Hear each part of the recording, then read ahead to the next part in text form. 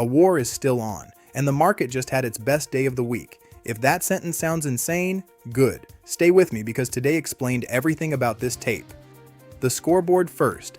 The Nasdaq ripped, up 336 points, 1.3%, with the chips leading the charge. Again, the S&P rose 0.8.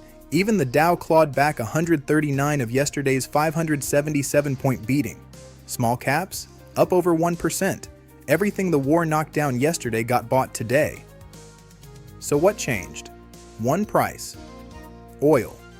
This morning we told you crude was the lie detector. Oil falling while missiles fly is the market betting this war ends at a negotiating table. Well, the barrel didn't just fall, it broke. WT. I tumbled 2% and settled near $72. That's below where it was before the panic even started. Iran reached out about a deal. US inventories showed a surprise build. And the war premium, the whole thing, lasted exactly one session.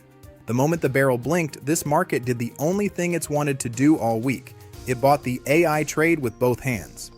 Now, the stat of the week, maybe the stat of the month. SK Hynix, the Korean memory giant, priced its US listing today, $149 per share, $28 billion raised.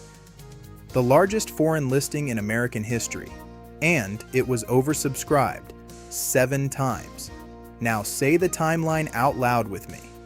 Tuesday, Korea's chip index crashes into a bear market.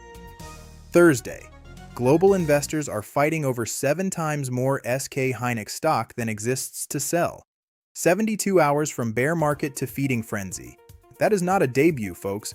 That is a referendum on the AI trade hour, and the verdict was a landslide. It starts trading tomorrow morning. Watch it. Quick beat on the economy. Jobless claims came in at 215,000 dies, better than expected. Steady as she goes. Translation. No ammunition for the Fed's hawks, no emergency for the doves. Goldilocks filed her paperwork and went home. So here's what it all means. Count what this market absorbed in 4 days. A record profit punished, a 6% chip rout, a restarted war, a hawkish Fed with hike votes on the record, a Korean bear market. And it answered with the Nasdaq near its highs and history's biggest foreign listing oversubscribed 7-1. That's not a nervous market. That is a market that fears nothing, which is exactly the posture that gets tested. Because every ounce of this week's swagger is a prepayment on one thing: next week's inflation report coming in cool. Cold CPI, this market earned its confidence. Hot CPI, with oil proven twitchy and hawks on record, the most fearless tape of the year meets the one headline it can't shrug off. One number, 6 days, that's the whole game.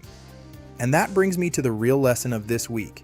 This market does not lack belief. Belief is the only thing it has in surplus. But belief and knowledge are different assets. Belief says the AI trade wins. Knowledge says what each company inside it is actually worth, which names deserve the conviction, and at what price the story stops being true. Samsung taught that lesson Tuesday, and the tuition was 7%. That second asset, the number under the narrative, is what we built the TrendyVest platform to deliver. At its core, the EDGE score. One transparent, honest number for what a company is really worth on the fundamentals. Bull case, base case, risks, all shown, no black box, no pumps, built by a retail trader, for the retail trader. The waitlist is open right now at TrendyVest.com. Get on it before this launches, because in a market running on pure conviction, the investor holding the actual math is the one who sleeps at night. We called the crude signal this morning. It broke by lunch. We close the loop tonight. That's the job. This is our take, not advice. TrendyVest. Markets, tech, the edge.